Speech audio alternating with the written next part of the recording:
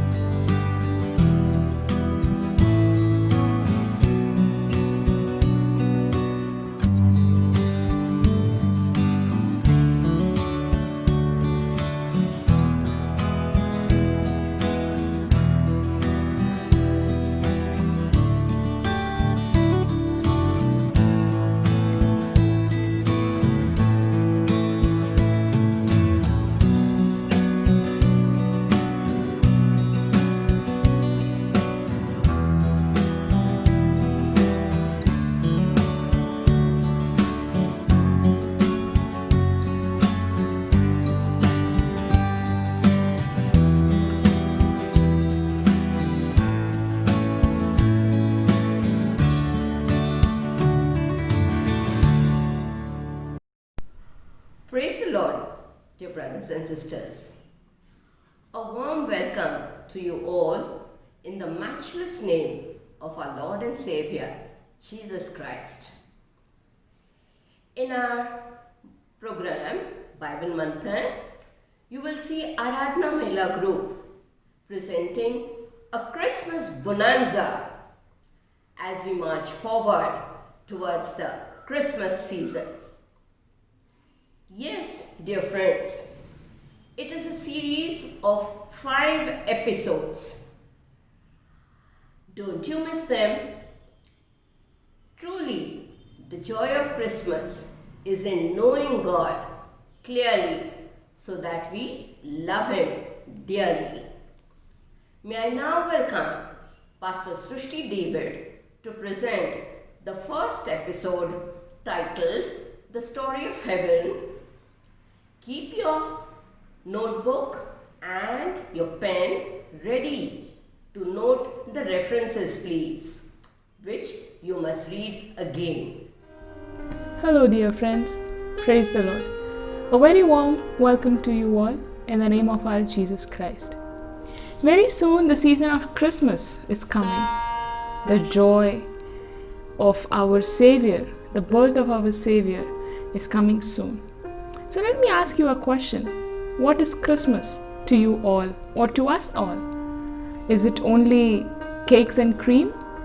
Is it only gifts or shopping or decorations? Children today are excited for Christmas decorations, gifts, sweets, meeting relatives, meeting cousins, meeting people around, sharing the joy. But what is Christmas exactly? Christmas is the birth of our Savior, Jesus Christ. Savior is Messiah, the Anointed One, the salvation giver to the whole wide world. Christmas is not only for the Christians or not only for the people who are the followers of Christ, but Christmas itself is the birth of the Savior, which means He is the Savior to the whole world. Every single person living on this earth. The joy of Christmas is for everybody. The birth of Christ Jesus, is for everyone. Jesus was born of a Virgin Mary, the part of an triune God that we believe as Christmas. So Christmas, why did God come on earth? The whole story begins in heaven. So come, turn with me to the book of Isaiah, and we'll be seeing a few verses You see, religions today, most of them believe in heaven and hell or the afterlife. There are different concepts in different religions or different cultures. There are different variations to it. Living in heaven, the afterlife. There are different understandings to it. But not going much into it, a simple explanation of heaven is a place where God resides, a beautiful place where God resides, the living place of our Lord, Savior, Jesus Christ. Heaven, in Christian terms or Christianity, is a place where God resides, as I said, and you cannot imagine the beauty, the peace, the wonderful the wonderful place, or you cannot, it is beyond our imagination how beautiful could that place be. And as we see further, when we say something about heaven, we tend to think that there are angels and there is gold, the palace of gold and the road of gold. We have some idea of heaven.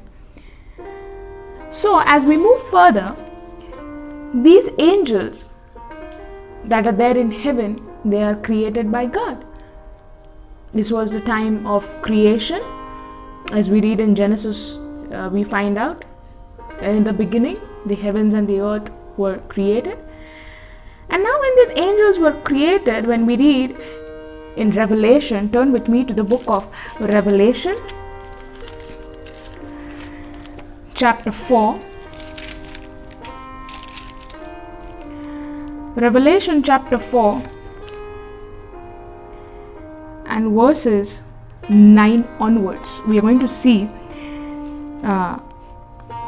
what exactly is heaven and the angels and what is happening in that realm. So when we read, let us read from verse 1 itself. After this I looked, and behold, a door standing open in heaven. And the first voice which I heard speaking to me like a trumpet said, Come up here, and I will show you what must take place after this. At once I was in the Spirit, and behold, a throne stood in heaven, with one seated on the throne. And it was he who sat there had the appearance of jasper and carnelian, and around the throne was a rainbow that had the appearance of an emerald. Around the throne were 24 thrones, and seated on the thrones were 24 elders, clothed in white garments, with golden crowns on their heads. From the throne came flashes of lightning, and rumblings, and peals of thunder. And before the throne were burning 7 torches of fire, which are the 7 spirits of God. And before the throne there was as it were a sea of glass like crystal. And around the throne, on each side of the throne, are 4 living creatures, full of eyes in the front and behind. The first living creature like a lion, the second living creature like an ox, the third living creature with the face of a man, and the fourth living creature like an eagle in the flight. And the 4 living creatures, each of them with 6 wings, full of eyes all around and within, and day and night they never cease to say, Holy, holy, holy is the Lord God Almighty, who was and is to come. And whenever the living creatures give glory and honor and thanksgiving to him who is seated on the throne, who lives forever and ever, the 24 elders fall down before him who is seated on the throne and worship him, who lives forever and ever. They cast their crowns before the throne, saying, Worthy are you, O Lord and God, to receive glory and honor and power. For you created all things, and by your will they existed and were created. Amen. So this is our idea of how the heavens were, or the throne in heaven, or how beautiful, pearls and emeralds and sapphire and carnelian, all these jasper. These are all precious things, precious stones, which is explained. And so we can imagine how highly beautiful, how highly adored is the heaven and the throne in heaven. And when we read further, we see these living creatures and the elders and the angels, they fall down before him and they offer a higher order of sacrifice, higher order of worship. So I know you have started imagining how beautiful. Let us imagine how beautiful this heaven is. Such a beautiful and pleasant atmosphere. Now, when these angels were created, they are not pre-programmed robots. And they have the free will, as we humans have the free will of obeying God, disobeying God, doing our will, doing God's will. So even these angels had the free will. They had the free will to worship God. They can choose to obey or disobey God. Some angels in the Bible that we know are, Gabriel. And when we see an external evidence, which is called the Book of Enoch or the Book of Enoch, this is an external evidence, which is also called as ancient Hebrew apocalyptic literature or religious text. In that these 7 archangels, they are mentioned, that is Gabriel, Michael, Raphael, Uriel, Saraquel, Raguel, and Lucifer. Seeing to more external evidences, I am using the ESV version, but I also went through different versions of the Bible to find out what was exactly happening with this Lucifer or with this angel, or what was happening exactly with the angels, because they are set up on a high place. They are with the Lord in the heaven, praising and worshiping and doing everything. So when I went through the book, let us see some different versions. When we read Isaiah chapter 14, let us go to Isaiah chapter 14, verses 12. So to give you a background about chapter 14, this is a call against Babylon, and this is if you have the Bible with you, verse 3 says, "When the Lord has given you rest from your pain and turmoil and hard service with which you were made to serve, you will take up this taunt against the king of Babylon." So Babylon was a very cruel world power, was a very cruel in their world power and in their strength and in their strategy and in all their evil doings before the Lord. And in verse 12, when we read, "Oh, you are fallen, oh how you are fallen from heaven, O day star, son of dawn, how you are cut down to the ground, you who laid the nations low." Now, let us understand this a bit more. See, I'm speaking about Babylon. This is a taunt against Babylon, the king of Babylon. When we read the B of verse 4, how the oppressor has seized, the insolent fury seized, the Lord has broken the staff of the wicked. This is all, when we read verse 9, Sheol breath is stripped up to meet you when you come. It arouses the shades to greet you, all who were your leaders of the earth. So you see, this is all about Babylon, and comparatively, it speaks about verse 12, it speaks a little different.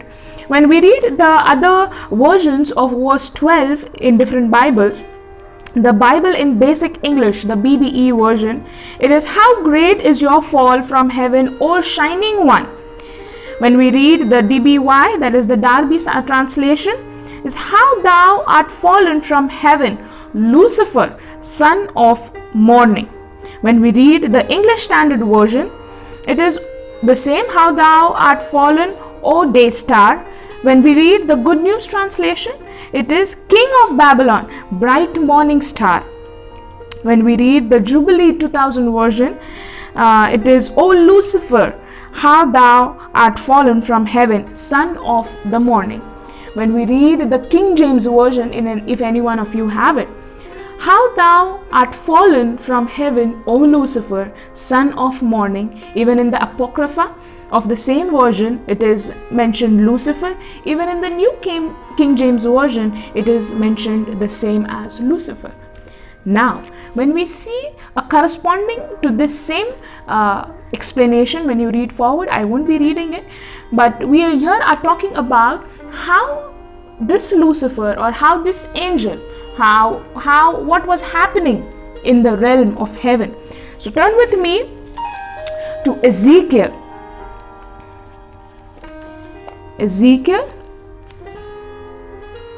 chapter 28.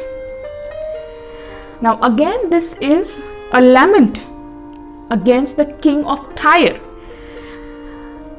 But when you read that, not all is related to the king of Tyre, but some is an explanation to the fall of Lucifer, or the fall of the great big morning star. It is very clear in Isaiah chapter 12 that how you are fallen from heaven, O day star, and even King James Version explains it to be Lucifer. And then when we read the explanation to it in Ezekiel 28, you were the signet of perfection, full of wisdom and perfect in beauty. You were in Eden, the garden of God. Every precious stone was your covering: sardius, topaz and diamond, beryl, onyx and jasper, sapphire, emerald and carbuncle. And crafted in golden were your settings and your engravings. On the day you were created, they were prepared. You were an anointed guardian cherub. Now when we see this word guardian cherub, it is there further also. I placed you. You were on the holy mountain of God. In the midst of the stones of fire you walked. You were blameless in your ways from the day you were created till unrighteousness was found in you. In the abundance of your trade, you were filled with violence in your midst, and you sinned. So I cast you as a profane thing from the mountain of God, and I destroyed you, O guardian cherub, from the midst of the stones of fire. Your heart was proud because of your beauty. You corrupted your wisdom for the sake of your splendor. And the word goes on. You see, this word, I destroyed you, it is like I banished you. And when we read the 12th verse of Isaiah 12, we see that Lucifer is explained in the King James Version. So here we see there are two different references describing the fall, or what is happening with Lucifer, which is now known as Satan. Now these both things, Isaiah 14 and Ezekiel 28, are prophecies written with the form of Hebrew poetry, which is an explanation to what would have happened with the morning star, or with Lucifer. And this shows how precious and prosperous the king of Tyre was. We remember that it was a lamentation against Tyre and Babylon. O guardian cherub, and it is explained, so we get a little bit of idea that it could be Lucifer. There are many debates on it. So when we focus on these few verses, it is like an idea or a motive of the fall of Satan. This is happening in the heaven, and Satan becomes the adversary of God and wants to spoil everything God has ever done. But God being gracious, remember, God being gracious, God does not destroy him, but he gives him the fair chance to prove his point by himself, but still acknowledge the superior authority of God. When we read the first few chapters of Job, turn with me.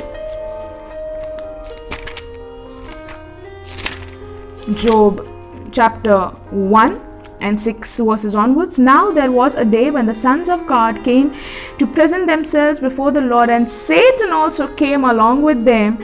And the Lord said to Satan, you see, there we get an idea that Satan had the access to go before the Lord, because there he is mentioned Satan. And the Lord said to Satan, Satan, Satan, So which means God did not completely punish him. God gave him his fair chance, because God is a supreme God.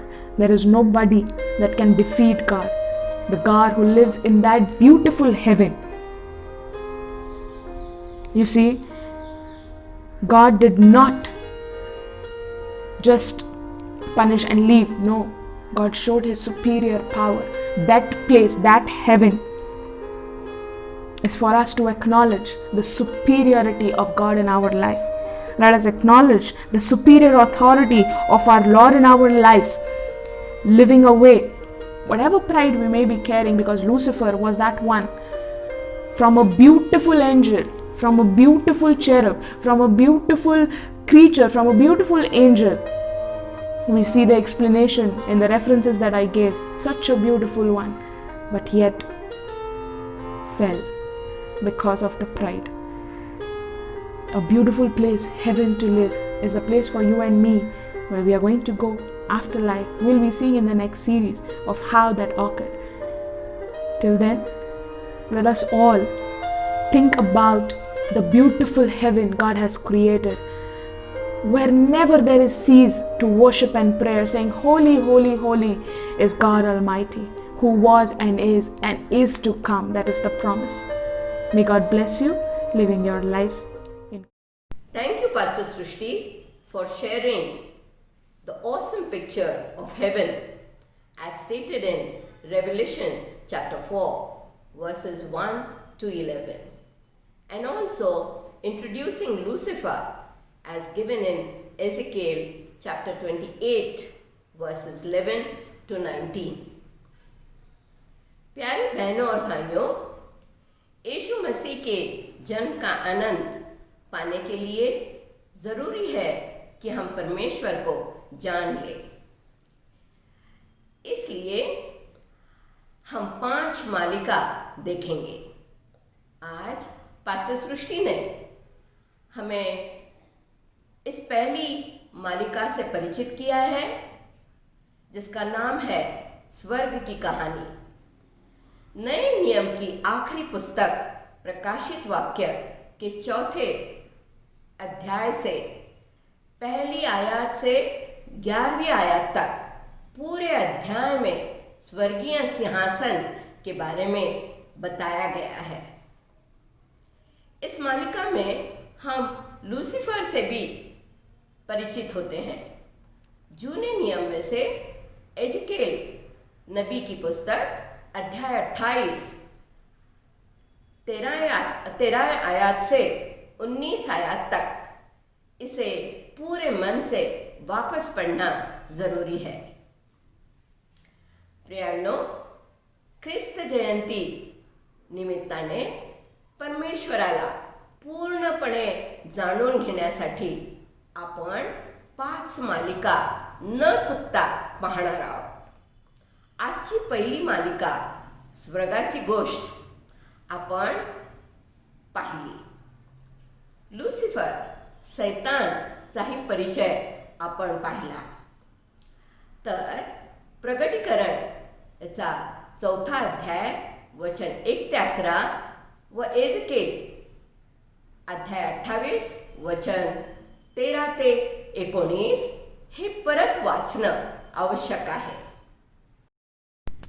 प्यारे खुदावन की इबादत के लिए बहन ब्लेसी पेश करेंगी ये कव्वाली, मसीहा नाम है तेरा। आइए सुनते हैं। मेरे प्रियो, किसी को चाहने के लिए उसे जानना जरूरी होता है। यीशु मसीह की पहचान एक समुंदर समान है। इस पहचान की गहराई में ले जाने आ रही हैं हमारी फनकारा सिस्टर ब्लेसी प्रमोद गायकवाड़। पेश कर रही हैं यह कव्वाली, मसीहा नाम है तेरा, मसीहा नाम है तेरा। सिस्टर ब्लेसी प्रमोद गायकवाड़।